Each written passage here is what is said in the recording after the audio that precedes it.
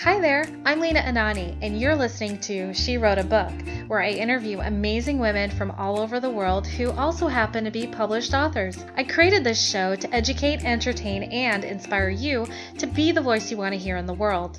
Now let's get started. You are listening to episode number 94 of She Wrote a Book, and today I'm interviewing Erika Gardner, author of the book The Dragon in the Garden. The Dragon in the Garden is the first book of the Watcher Rising series. There is magic beneath the mundane, and the dragon in the garden, Siobhan Orsini witnesses it all. No light can fool her, no glamour or illusion can cloud her sight. She sees through them all and wishes she could close her eyes. Erika resides in Northern California. To reach Erika regarding representation, wine recommendations, or to debate which Iron Maiden album is the best, and according to her, she says clearly it's Brave New World, you can check out erikagardner.com. Again, her book is called The Dragon in the Garden. You can find the link to purchase her book in our show notes for this episode at SheWroteABook.com/94. So Erika, it's such a pleasure to have you as a guest today. My first question for you is this: what inspired you to write this book?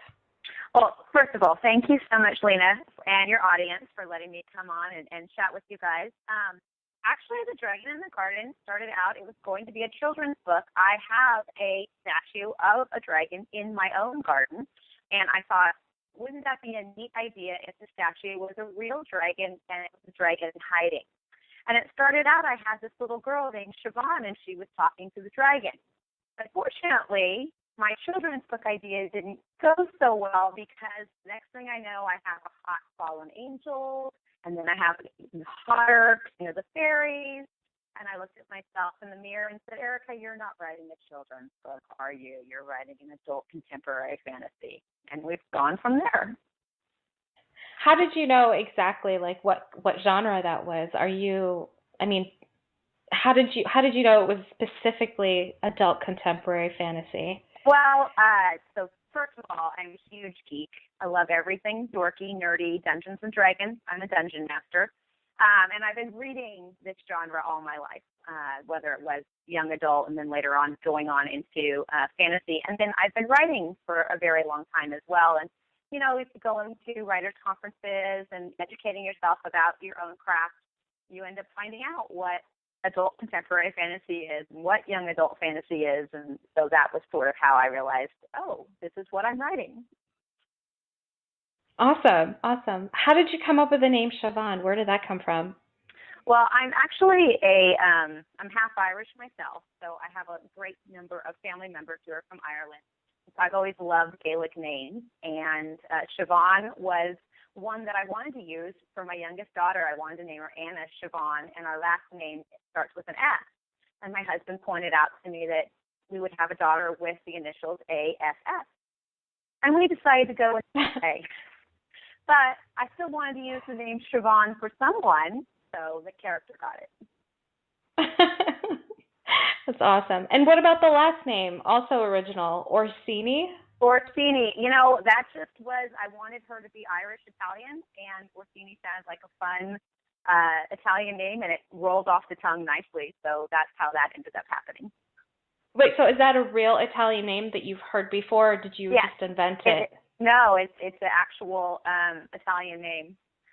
Oh, that's awesome. Okay, cool. I was like, hey, that's kind of cool, creating new last names. That's awesome. So why Irish-Italian? I wanted two families. I'm also a little bit Italian. I wanted two family dynamics that I'm comfortable with and familiar with. You know, as they say, write what you know. And so Irish-Italian spoke to me, and I went with that. And it makes for some fun character descriptions because she's fair-skinned and very wild curly black hair, and then her younger brother is a flaming redhead who tans. So I'm a bio-sci major, and I had a little fun with the genetics. That's awesome. What do you love most about creating these characters? It sounds like it sounds like you really enjoy creating these characters. They're very detailed. They're very unique, and they sound like they're three-dimensional. Why do you enjoy delving into that part of writing?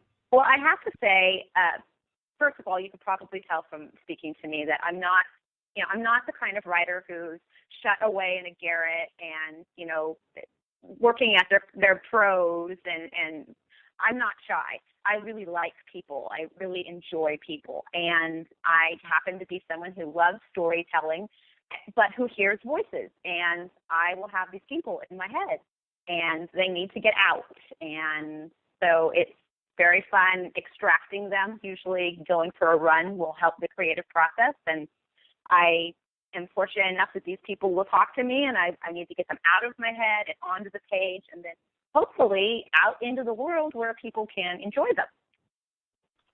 Brilliant. How long did it take you to write the book, to finish the first draft? The first draft took about 10 months, and then it took me another 4 years to sell it. So that's the publishing. Wow. That's the publishing business for you. Nothing Yeah. fast. Are you self-published, or did you go with a publisher? I am signed with a lovely little Irish press out of County Meath in the east of Ireland, and they are called Tirgar. So they have been just a fabulous resource, helping me with my cover and my editing and all the various e-platforms, so that any reader with any type of digital device, any e-reader, we've got the format for them. They can download in one of six different types of formats. Awesome. I'm looking at your book cover. It is intense in a good way. I love it because it draws you in. I'm guessing it's a picture. This is an illustration of Siobhan. Yes. It is. Yes, it is. Yeah, and she's looking right at you. Yeah, with those stunning green watcher's eyes. Yeah. The designed by Cora is the graphic artist who did my cover. She was very patient with me because I did have a specific vision, and authors don't always get that kind of creative input with their covers. But she and my press were very patient with me and really helped me get the picture that I had in my head onto the page. And I think she just did a beautiful job. I'm in love with the cover. So thank you. Awesome. All right, so you talk a lot about nerdiness and geekiness, and why is that important to you? And do you pull that element through your book as well? Is Siobhan a geek, or is it just you? I would say that Siobhan definitely is part of the geek tribe.